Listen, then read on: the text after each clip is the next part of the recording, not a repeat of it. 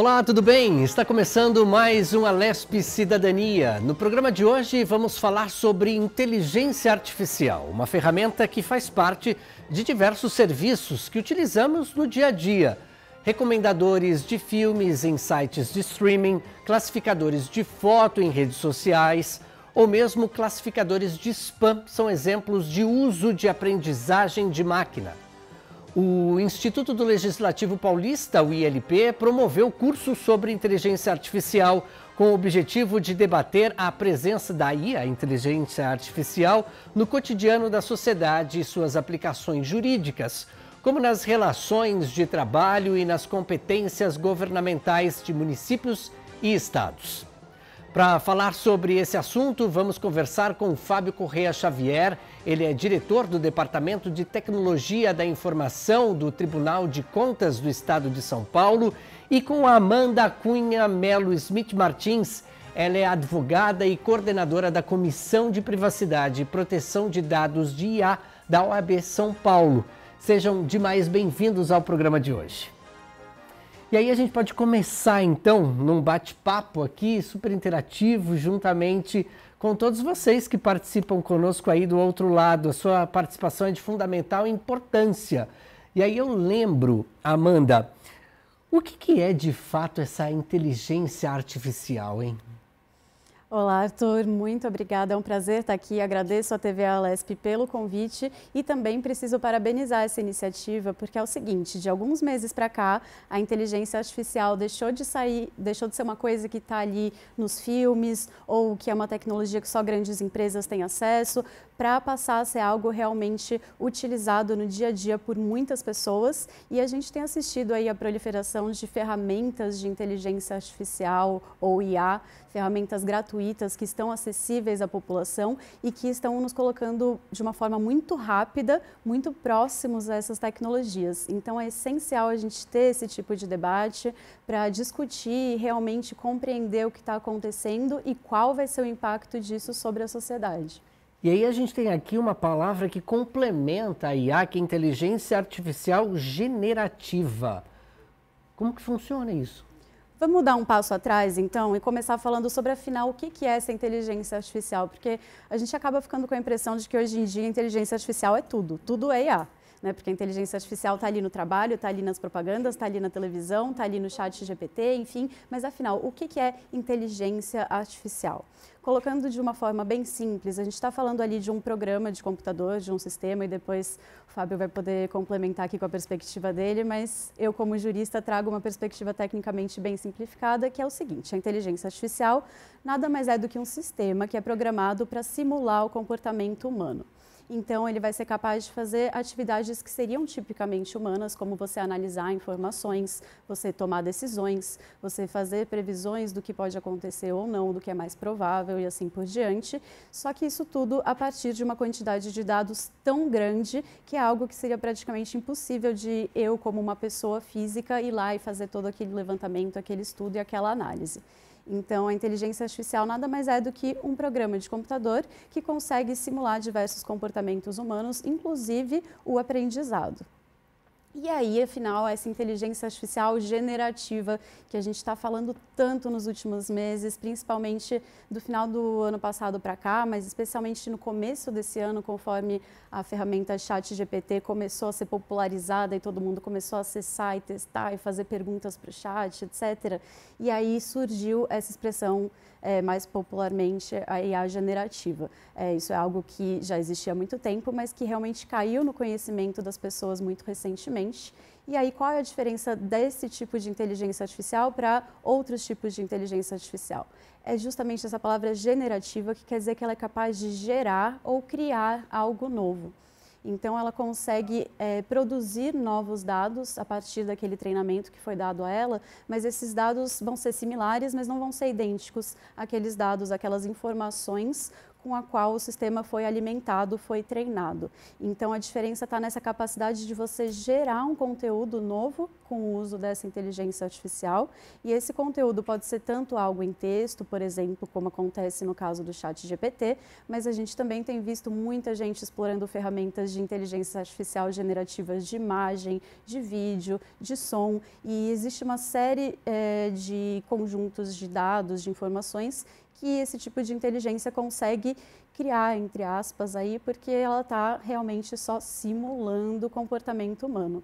E isso é algo que, fechando aqui essa fala de abertura, é muito importante deixar claro, a inteligência artificial, seja o ChatGPT, seja a inteligência artificial que for, ela não entende propriamente o que ela está fazendo, o que ela está falando. Ela simplesmente está fazendo uma análise a partir ali de regras que foram colocadas para ela, então algoritmos em que ela foi treinada, de olha, quando eu vou falar a palavra tal, depois faz sentido eu colocar tais e tais palavras. E aí ela vai formando uma frase, por exemplo, no caso do texto.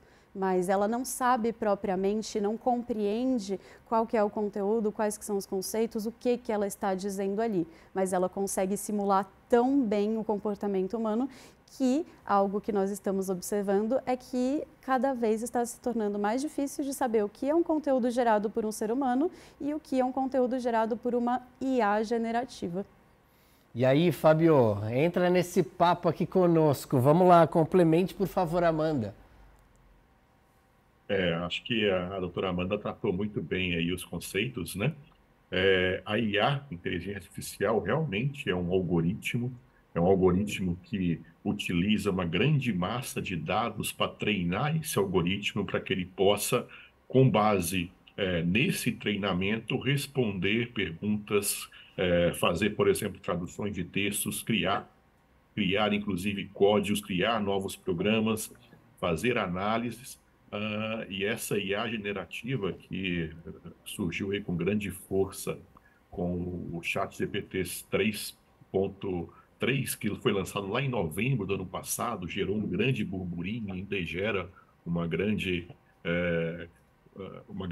comunicação, uma grande onda de interesse em função da sua potencialidade, né? É uma ferramenta que realmente, pelo seu poder de processamento, pelo seu poder de geração de texto, geração de informação com base nos dados que foram utilizados no seu treinamento, é uma coisa realmente que surpreende bastante, né? Só para a gente ter uma base de comparação, o George Miller, que é um dos criadores da ciência cognitiva moderna, um professor, um pesquisador, ele afirmou que nós, seres humanos, somos capazes de armazenar e processar aí de 5 a 9 elementos variáveis diferentes para tomar alguma decisão, para gerar alguma informação, gerar algum texto. Esses modelos são chamados modelos de linguagem de máquina, de aprendizagem de máquina, grandes modelos de linguagem, né, os chamados LLMs, eles são treinados com uma grande capacidade de texto. Praticamente toda a internet, por exemplo, foi utilizada para treinar esse algoritmo do ChatGPT, e eles têm uma capacidade gigantesca de análise de variáveis desses parâmetros para poder trazer a informação e criar esse texto, né? Só para informação, fins de informação e comparação, então nós conseguimos aí analisar de 5 a 9 parâmetros diferentes. O GPT-3, ele considera nessas suas análises 175 bilhões de parâmetros. O GPT-4, que foi lançado recentemente, ele analisa até 1 trilhão de parâmetros diferentes. Então, daí a velocidade dele gerar textos, capacidade de gerar textos com base no que ele aprendeu. E como a doutora Amanda muito bem colocou, cada vez, se você fizer perguntas, a mesma pergunta mais de uma vez para esse tipo de solução, ele vai trazer respostas diferentes. Por quê? Porque ele constrói a resposta na hora em que ele está respondendo, né? Basicamente, o conteúdo é praticamente o mesmo, né? Mas as respostas que ele traz, a escrita que ele faz, vai ser diferente a cada pergunta, porque ele vai construir, ele vai escrever essa resposta de uma maneira diferente a cada vez que você perguntar. Por isso, a grande dificuldade de identificar se um conteúdo foi gerado por IA generativa ou por um ser humano, porque esse é o objetivo da IA generativa, né? É emular, simular um ser humano, trazer uma resposta em linguagem natural, como se você estivesse conversando com uma pessoa. Então, essa grande capacidade de resposta, de trazer informações de uma maneira fluida, né, como se fosse uma conversa com um amigo, é a grande revolução que essa IA generativa trouxe. E aí traz aquele problema, né? Eu costumo brincar aqui no meu trabalho com meus amigos que a IA generativa, como o ChatGPT e como o Bard agora trouxe, no ambiente de trabalho é como se fosse aquele estagiário que é muito bom, né? Você pergunta para ele, ele traz a resposta, mas é estagiário muito bom que não quer decepcionar o chefe. Então, se ele não souber a resposta, provavelmente ele vai inventar alguma coisa, mas não vai deixar de responder, né? Então, por isso temos que tomar cuidado ao utilizar esse tipo de ferramenta, verificar toda a resposta sempre para verificar se não tem alguma informação ali fantasiosa, alguma informação inverídica, para que a gente possa utilizar isso de forma adequada no nosso dia a dia e de forma adequada até no ambiente de trabalho, né? É uma ferramenta que ajuda bastante, principalmente em relação à elaboração de texto, a buscar informações de uma maneira mais rápida, de forma mais facilitada, mas toda a informação trazida, toda a resposta trazida por esse tipo de solução, ela deve ser verificada, ela deve ser checada antes de ser utilizada pela pessoa que está fazendo essa consulta, né? Então, eu acho que esse é o principal ponto de atenção que a gente tem que ter, né? Ao receber uma resposta desse tipo de solução de inteligência artificial, verificar realmente e não confiar cegamente que aquela resposta é a resposta mais correta, a resposta adequada. Olha, Fábio, em 10 minutos de papo aqui, aproximadamente, eu já ouvi, acho que umas 5, 6 vezes a palavra chat GPT e 2 vezes GPT. Que raio que é isso, chat GPT? Explica pra gente. Então, o GPT, ele é o algoritmo que foi desenvolvido para poder fazer o treinamento dessa inteligência artificial. O GPT é um algoritmo que foi desenvolvido aí para treinar grandes modelos de linguagem, que é o que a gente chama, né? GPT significa Generative Pre-Training Transformer, é um algoritmo que foi desenvolvido para treinar grandes linguagens, e aí a partir desse treinamento, a partir desse algoritmo, foi criado um chat, um robô que responde, que permite a conversação e traz essas respostas em linguagem natural. Então, o GPT é o algoritmo utilizado para treinar o tão famoso e tão falado chat GPT. E o chat GPT é um bot, é um robô de conversação, e ele vai, quando você faz uma pergunta, ele vai consultar essa base de treinamento que ele possui, trazer aí, fazer as correlações por meio de pedacinhos da sua pergunta, buscando a correspondência ou a correspondência mais adequada com o que ele treinou, com o que ele tem de informação a partir desse treinamento, e montar uma resposta adequada para aquela pergunta. E é interessante porque se você, ao fazer uma pergunta, não ficar satisfeito com a resposta, você pode pedir para ele melhorar a resposta, pode pedir para detalhar mais determinada informação, e ele vai trazendo mais detalhes, vai trazendo mais informações com base no que ele treinou. Só para a gente tenha uma ideia também, o GPT, ele foi treinado com praticamente toda a internet, com páginas da Wikipédia, que a gente conhece bem aí, né, que é aquela página que traz aí uma enciclopédia colaborativa, para uma base de livros e por todas as páginas texto que existem aí na internet. Então, imagina a quantidade de informação que existe por trás desse treinamento, né? E essa etapa de treinamento não é uma coisa tão simples e barata de ser feita, né? A empresa que fez esse ChatGPT, ela está trabalhando desde 2013, 2014 no desenvolvimento dessa solução, desse algoritmo, e foram gastos aí alguns bilhões de dólares nesse desenvolvimento. Então, é uma pesquisa realmente intensa, com pessoal, com profissionais altamente especializados e qualificados nas técnicas por trás desses algoritmos, e leva tempo, né? Para chegar no que chegou hoje, foram aí vários anos de desenvolvimento e investimento em cima da solução. Então, o GPT, ele é o algoritmo que permite o treinamento dessas grandes linguagens, desses grandes modelos de linguagem, né, que a gente chama tecnicamente modelos de linguagem, grandes modelos de linguagem, e o ChatGPT é um robô, é um chatbot que utiliza o GPT para poder trazer as respostas às suas perguntas.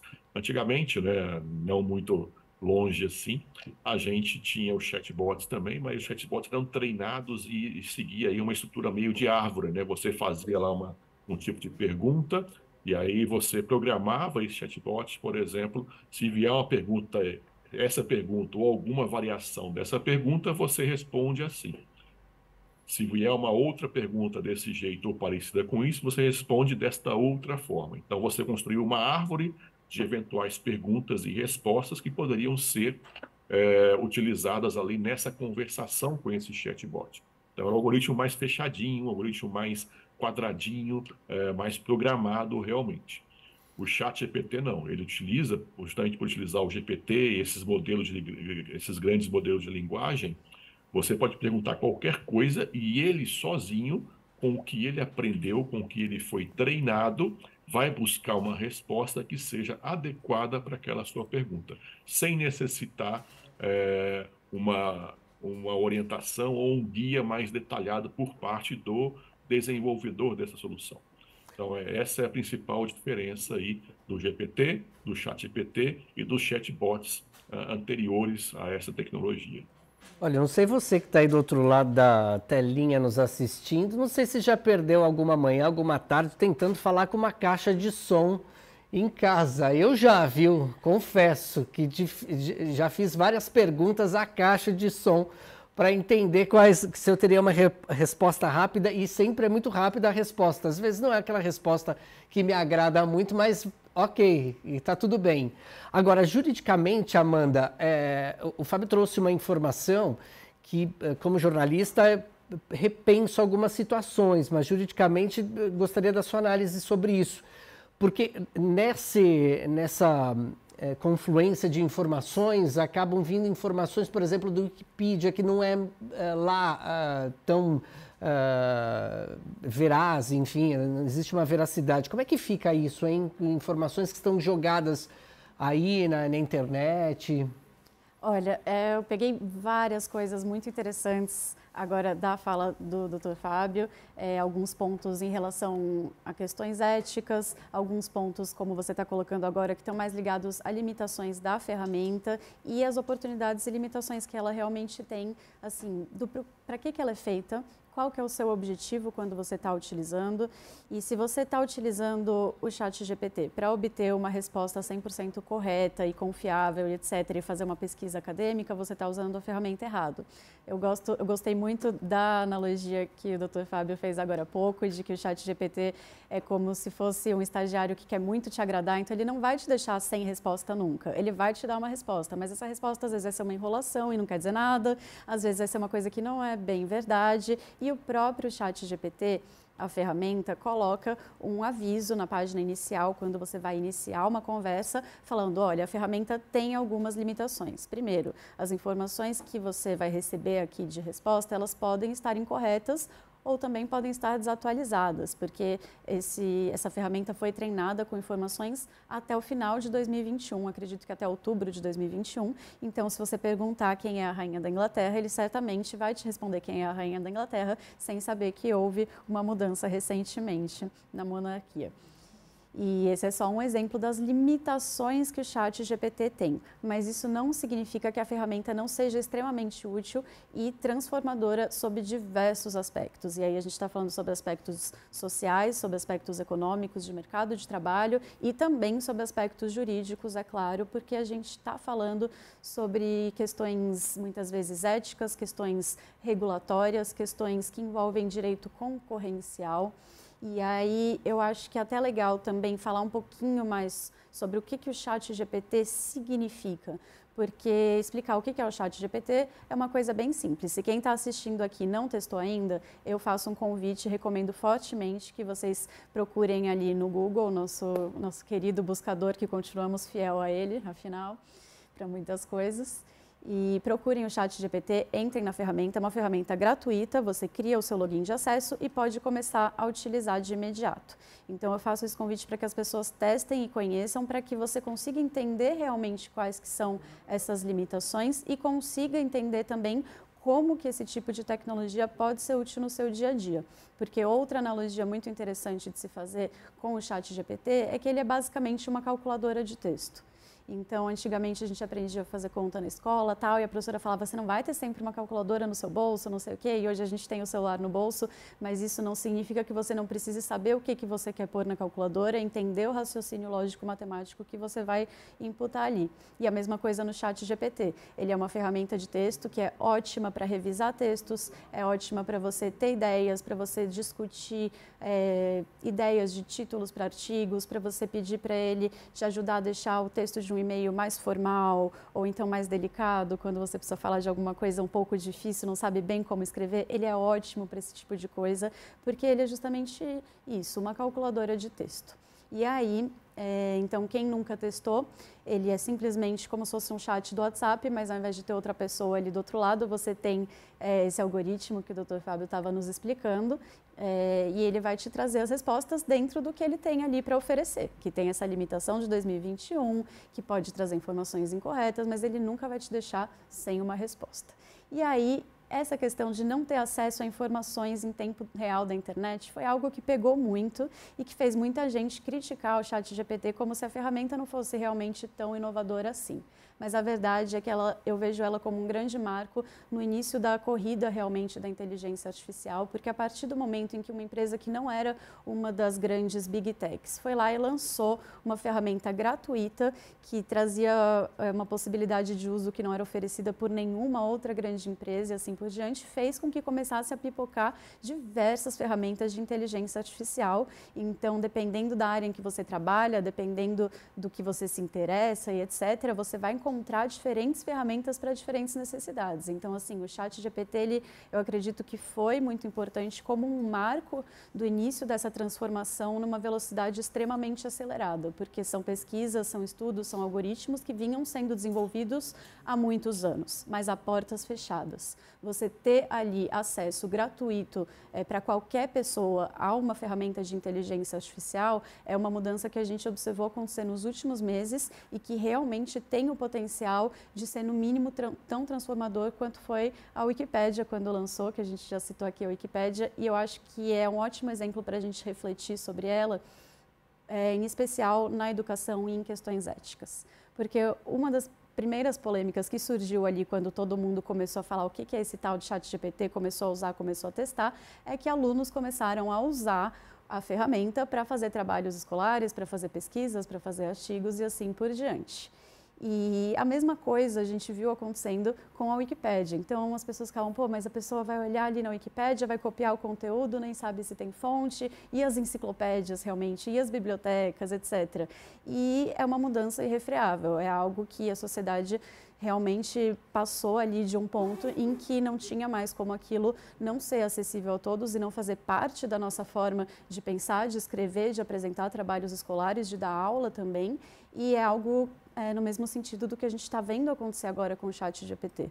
Então, eu acredito que lutar contra um esforço que não tem muito sentido e, pelo contrário, a gente tem visto diversas notícias, diversas pessoas, professores, falando que estão incorporando o ChatGPT a sala de aula, por exemplo, e que os alunos precisam usar o ChatGPT para fazer o trabalho tal e tal. Então, realmente, se a prova que você faz é uma prova que o chat consegue responder, talvez seja o momento da gente mudar as perguntas que estão sendo feitas e deixar essas perguntas para que realmente os chats GPTs do futuro nos respondam, porque a gente vai ter essas ferramentas ali à mão. Agora, o que fazer com essas ferramentas, como tirar realmente o melhor proveito delas, aí que está a questão. Fábio, por favor. Sim, eu concordo com a doutora Amanda, falou muito bem aí dos principais problemas e aspectos, mas o ChatGPT é apenas uma das diversas ferramentas nesse sentido que tem surgido, né? Recentemente também o Google lançou a sua ferramenta de inteligência artificial, né? O seu bot de inteligência artificial, que é o chamado Bard, e ele, ao invés de ser simplesmente um modelo generativo que foi treinado como o ChatGPT com várias informações, e Wikipédia, poemas e etc., esse modelo da Google, o Bard, ele é conhecido, é chamado de um modelo de aprendizado de máquina factual. Então, ao invés de utilizar a internet, ao invés de utilizar informações que muitas vezes não são verídicas para o seu treinamento, a Google afirma que o Bard ele foi treinado somente com um conjunto de dados de artigos científicos, notícias, livros, que tornam a resposta dessa solução mais confiável, entre aspas, né? E esse modelo da Google também ele acessa em tempo real o que está acontecendo hoje, não tem essa limitação de tempo de 2021 como tem hoje no ChatGPT. Mas essas são apenas duas das ferramentas disponíveis, diversos tipos de ferramentas que podem ser utilizadas para esse fim. Em relação ao uso dessa ferramenta no meio acadêmico, né, tem professores realmente que têm incentivados, e eu já ouvi professores, também do aula, também sou professor, e não se interessam, não se importam se os alunos vão utilizar ou não o ChatGPT, se vão trazer a resposta do ChatGPT. Eles vão avaliar agora qual foi a pergunta feita para obter aquela resposta. E isso é importantíssimo nesses modelos de inteligência artificial generativa. Você tem que saber fazer a pergunta da maneira adequada para obter a informação que você está buscando. É o que chamamos hoje aí, é uma nova profissão até de a engenharia de prompt, né? Prompt é a pergunta, ou seja, como construir a pergunta adequadamente para obter aquela informação que eu estou buscando.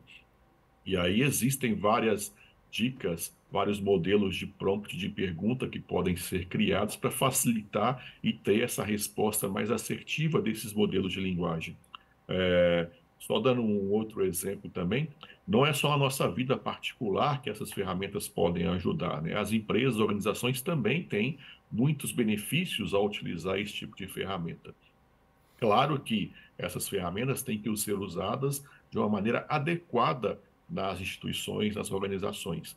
Aqui mesmo onde eu trabalho, a gente está implantando uma solução baseada em inteligência artificial generativa, né? Utilizando aí o GPT internamente para, por exemplo, subirmos documentos em PDF na plataforma interna e por meio dessa ferramenta, fazer perguntas sobre aquele documento. Então, suponha, eu trabalho no Tribunal de Contas do Estado de São Paulo, a gente faz análises de licitações, de contratos, e aí chegam aí muitas vezes documentos, manifestações, análises, defesas dos órgãos jurisdicionados de muitas páginas. E o que esse documento, o que pode ser feito nessa ferramenta, nessa plataforma que a gente chamou de ANI, Assistente Natural de Inteligência Artificial, o que pode ser feito, né? A gente pode analisar esse documento e fazer um resumo, trazer os principais pontos, colocar aquelas alegações ali em formato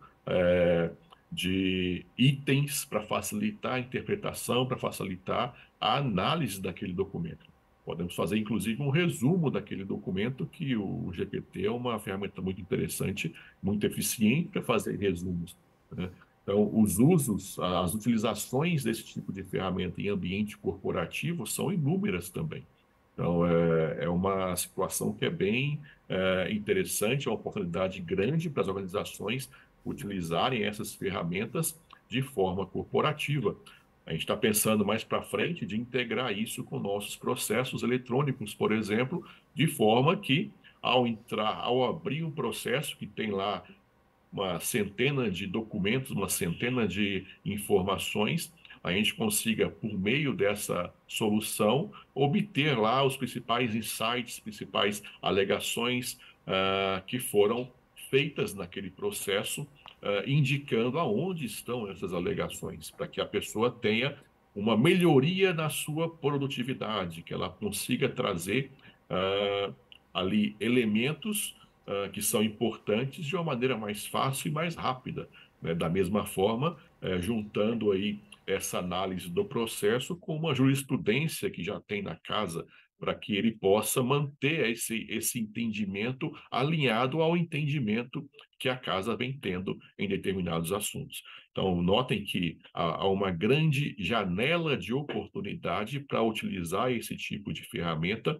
para melhorar a produtividade dos trabalhadores, dos funcionários, dos servidores, e não para substituir esses servidores, né? Aquele trabalho intelectual de um assessor vai continuar sendo necessário, né? O que a gente vai fazer é automatizar de alguma forma tarefas que são repetitivas, tarefas mais operacionais. O trabalho intelectual vai continuar sendo necessário, sem nenhuma dúvida. Me preocupa ainda, e eu ainda não fui convencido desse fato, me perdoem por isso, mas quando vocês trazem a realidade de que a pergunta ela se torna muito mais importante que a resposta, aí como ser humano e como jornalista, insisto, é um pouco desagradável isso, não sei, não me sinto confortável. E aí a Amanda, como advogada, acho que pode, que busca a verdade sem cessar, né? Como que isso... você está ensinando uma pessoa a perguntar, legal, bacana, isso é extremamente importante, porque é assim que acontece. Mas e a verdade dos fatos, a verdade da informação? Será que a inteligência artificial não nos coloca diante de uma situação delicada? Com certeza, eu acredito que na mesma medida em que ela traz novas oportunidades, a inteligência artificial também traz novos riscos e novos desafios, como questões éticas, mas também questões ligadas à privacidade e à proteção de dados, porque a partir do momento em que aquela máquina, aquele programa, aquele sistema é alimentado com uma quantidade imensa de informações, podem ter ali as suas informações, as minhas informações, assim por diante, e existem implicações, existem consequências em termos também da privacidade e da proteção de dados. E em relação a você saber fazer as perguntas certas, isso é importantíssimo. Se você não souber fazer as perguntas certas, realmente você não vai conseguir tirar um bom proveito daquela máquina, mas isso é algo que vale para diversas situações da vida, não só para a inteligência artificial. Mas isso também é a primeira parte. A segunda parte é você analisar criticamente aquela resposta que você recebeu. Então, essa era a resposta que eu gostaria? Se não era, o que eu posso mudar na minha pergunta para que essa resposta se aproxime mais daquilo que eu esperava? Então, saber também fazer esses ajustes. E eu venho acompanhando aí o surgimento dessa nova carreira dos engenheiros de prompt, né, que são as pessoas que são especializadas em criar comandos para a máquina, mas eu acredito que isso não deve durar muito tempo, porque não tem ninguém melhor do que o próprio especialista para saber o que ele quer perguntar e para fazer essa segunda parte que você mencionou, de analisar criticamente as respostas que você obteve, fazer uma checagem de fatos, também correlacionar com outras informações, com outras ferramentas, assim por diante. Então, isso é igualmente importante, tanto quanto você saber fazer a pergunta certa, e eu acredito que você tem a tendência de conseguir fazer a pergunta certa se você realmente entende o assunto que você está ali falando, pesquisando. Então, por exemplo, antigamente era muito comum que os advogados tivessem as suas secretárias datilógrafas. Então, o advogado gravava ali o que ele queria fazer na petição, no parecer, enfim, e depois ela ia lá e digitava para ele. Hoje em dia, cada um é seu próprio datilógrafo. Então, eu acredito que em pouco tempo, cada um também vai ter que ser seu próprio engenheiro de prompts, porque esse tipo de tecnologia está adentrando tão rapidamente, tão intensamente no nosso cotidiano, que realmente os profissionais que vão conseguir se destacar vão ser aqueles que tiverem um domínio sobre como fazer as perguntas certas, como analisar criticamente a resposta e fazer as outras perguntas para você ir refinando aquela resposta e chegar mais próximo do que você quer e do que aquele sistema pode te oferecer. Mas também é muito interessante, depois a gente, se tiver tempo, falar um pouquinho mas sobre o impacto no setor público, em que a inteligência artificial, também a inteligência artificial generativa, mas não só ela, a inteligência artificial como um todo tem um potencial muito grande de melhorar a eficiência dos serviços públicos, de aumentar a transparência, e as pessoas acham que às vezes isso é algo que está muito distante ainda do governo brasileiro, dos nossos órgãos, etc. Mas existem aí diversas iniciativas já de incorporar tecnologias de inteligência artificial ao setor público. O Dr. Fábio já trouxe uma delas aí que ele mesmo está à frente. Foi bem interessante ver esse exemplo, mas existem N outras iniciativas que se utilizam de diversas tecnologias, inclusive IA generativa, que podem beneficiar e muito o setor público e os serviços públicos prestados para a população. Eu discordo da Amanda quando se fala em relação àquilo que eu me aproximo da melhor pergunta a partir do momento que eu conheço o assunto. A filosofia nos diz assim: eu sou ser humano, eu sou filósofo. Se eu questiono e me deixo questionar, é porque existem dúvidas. E aquele que pergunta, ele pergunta porque ele não sabe a resposta. Então ele está em busca, ávido de uma resposta. Passando, então, diante dessa situação, que eu acho que a gente pode aprofundar e não ficar o tempo inteiro na mesma questão, porque eu acho que é um assunto polêmico e tem se tornado polêmico, vamos tentar entender de que forma, se a gente pode amarrar esse assunto para passar para a próxima pergunta, de que forma, e a gente está numa casa de leis, né, e foi muito debatida a questão, por exemplo, de vacinas, o quão era importante ou não o uso de vacinas, e ainda se fala tanto sobre isso. Como é que a inteligência artificial, Fábio, por gentileza, seguiu esse caminho para encontrar a veracidade dos fatos na inteligência artificial? Essa é uma pergunta bem difícil de responder. Eu acho que nem o ChatGPT responderia, né? Mas eu acho que o importante é que o caminho que a Europa também já seguiu, né? Esse caminho da talvez regulamentação da IA, a questão da transparência de como o algoritmo toma essas decisões. Já houve no passado aí casos em que o uso da IA acabou se tornando de alguma forma preconceituosa em algumas situações.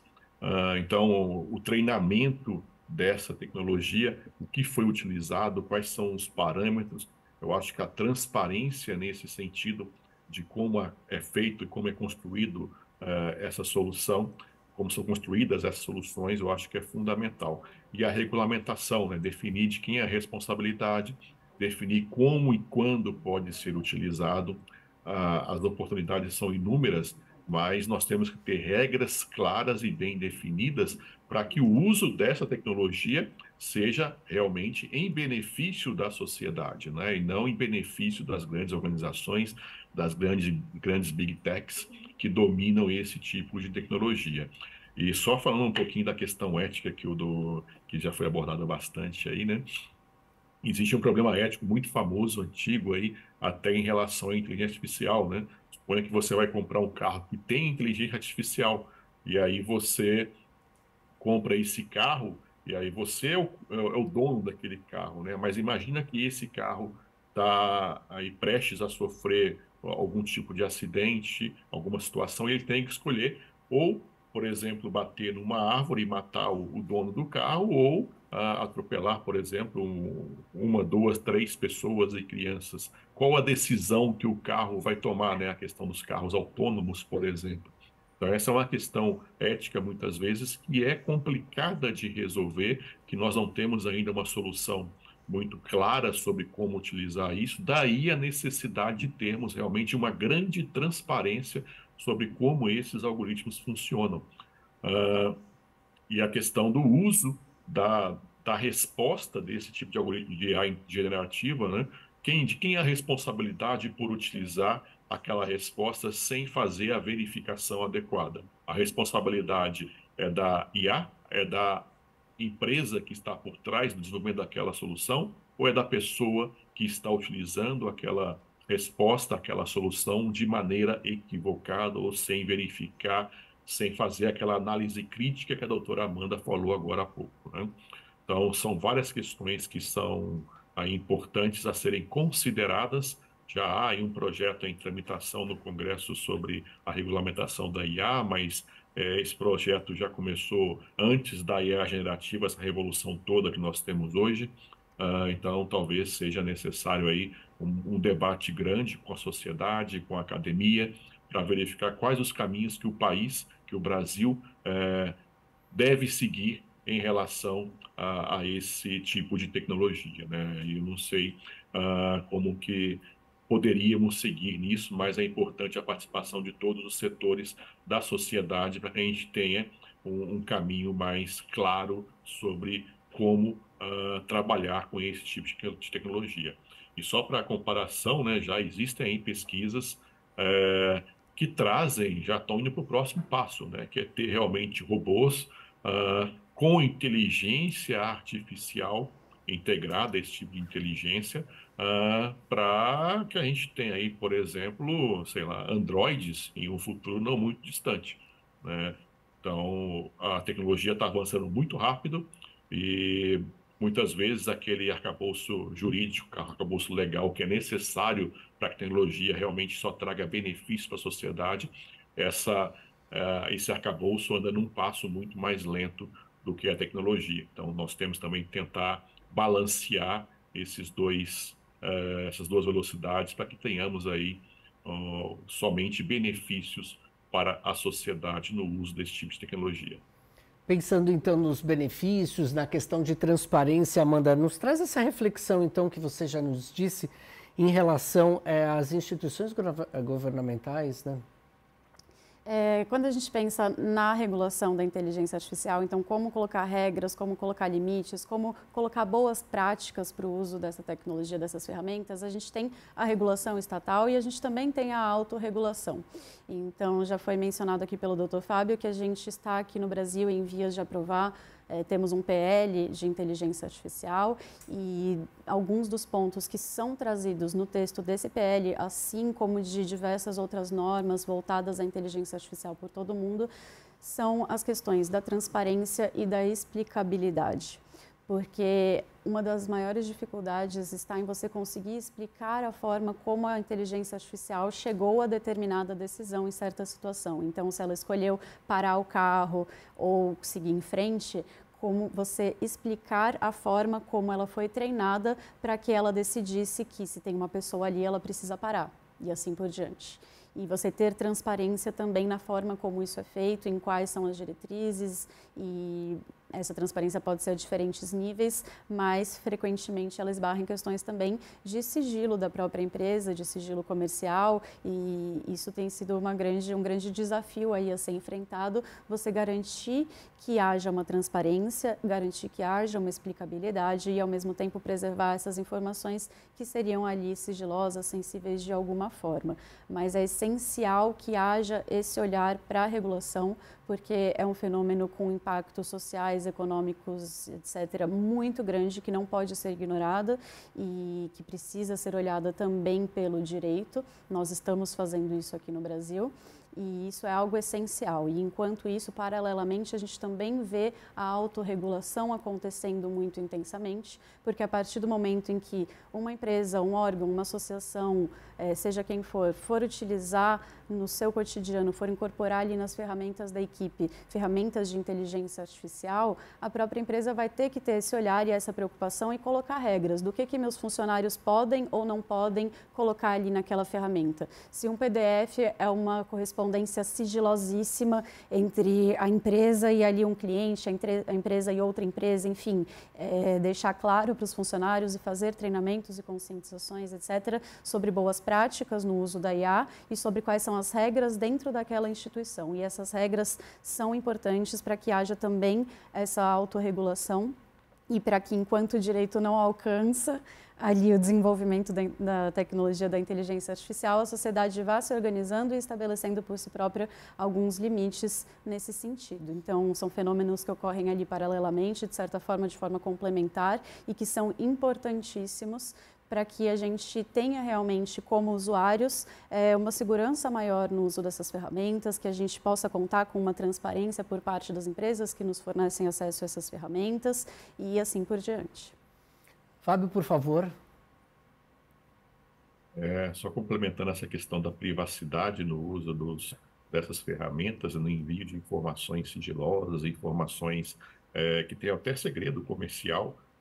Aconteceu um caso aí bem famoso de uma empresa de eletroeletrônicos e os engenheiros começaram a usar o ChatGPT, fizeram perguntas e nessas perguntas divulgaram as informações sigilosas da empresa, né? Mas por que isso acontece? Usou o ChatGPT, a solução que está pública, que está na nuvem, e todos os dados, tudo que você pergunta ali, vai para a empresa e administra, que é a dona dessa solução, e ela pode utilizar esses dados para treinar, né? Então, nós temos que ter realmente cuidado. Corporativamente, não dá para usar esse tipo de solução pública. O que a gente fez aqui foi, a gente criou aqui a nossa plataforma com base nesse GPT, utilizando uma solução que é privada. Os dados que nós aqui, por exemplo, colocamos nessa nossa solução, na plataforma Ania, eles não vão para a OpenAI, para a empresa que detém a solução, para que ela possa utilizar e treinar esses dados. Esses dados ficam preservados com a sua privacidade preservada dentro da instituição. Então, é essa necessidade de autorregulação, principalmente por parte das instituições que utilizam a ferramenta e por parte das Big Techs que dominam a tecnologia, eu acho que é fundamental, né? É um trabalho conjunto da sociedade como um todo para poder fazer com que esses benefícios dessa tecnologia sejam muito bem aplicados. Recentemente, se não me engano, foi no início dessa semana, ou no final da semana passada, o Bill Gates, que é o dono da Microsoft, aí, um dos criadores da Microsoft, ele tem um blog que é muito interessante, ele escreveu uma carta nesse blog dele, falando de forma otimista em relação à IA, né? Então, ele até comenta lá que é óbvio que há muitos obstáculos e muitas ameaças no uso da IA, mas que todas elas podem ser gerenciadas. E ele vê com otimismo o uso da IA no futuro para tornar a sociedade cada vez melhor e mais justa. Eu também compactuo dessa visão do Bill Gates. Eu acho que existem ameaças, existem problemas? Sim, existem, com certeza, né? Mas todos eles são gerenciáveis. Todos eles a gente pode trabalhar para deixar que somente os benefícios sejam maiores do que esses eventuais problemas, né? Então, eu acho que esse é o caminho para que a gente tenha aí um uso adequado dessa tecnologia. Diante disso, então, a pergunta para os dois, começando por você, Fábio, por favor. Quais são as oportunidades, então, que a gente observa para os seres humanos em relação a toda a IA, enfim, não é? Como que você observa os desafios também para os seres humanos de todo esse assunto que conversamos aqui? Recentemente também eu escrevi um artigo sobre a questão da IA no mercado de trabalho, por exemplo, né? É claro que a IA vai, muitas vezes, fazer algumas atividades, principalmente mais operacionais, atividades que a gente chama de que exigem aí pouca ajuste fino, mecânicos realmente. Então, esses profissionais que fazem esse tipo de atividade, que podem ser feitos de uma maneira mais efetiva, mais, com mais precisão pela IA, eles precisam ser, por exemplo, requalificados. Então, a ameaça, qual que é a ameaça? De eventual substituição de algumas atividades no mercado de trabalho. Ok, essa é a ameaça. O que pode ser feito para trabalhar essa ameaça? A requalificação das pessoas que terão o seu trabalho afetado pela IA, né? Então, a cada nova utilização de IA, a gente precisa ter lá 2, 3, 4 pessoas para poder trabalhar a IA para que ela possa executar aquela tarefa adequadamente. Então, a requalificação profissional é importantíssima para que a gente possa trazer os benefícios da IA para o mercado de trabalho. Outra coisa que é importante é que nós tenhamos na educação, desde o início, possamos inserir lógica de programação, algoritmos e o uso da tecnologia no dia a dia para as crianças desde o início, né?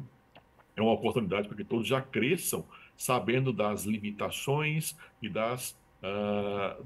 dos potenciais dessas novas tecnologias. No setor público, a IA, sem dúvida, vai melhorar demais a qualidade dos serviços prestados, vai melhorar a transparência, vai melhorar atividades operacionais que hoje demoram dias, vão ser feitas em minutos.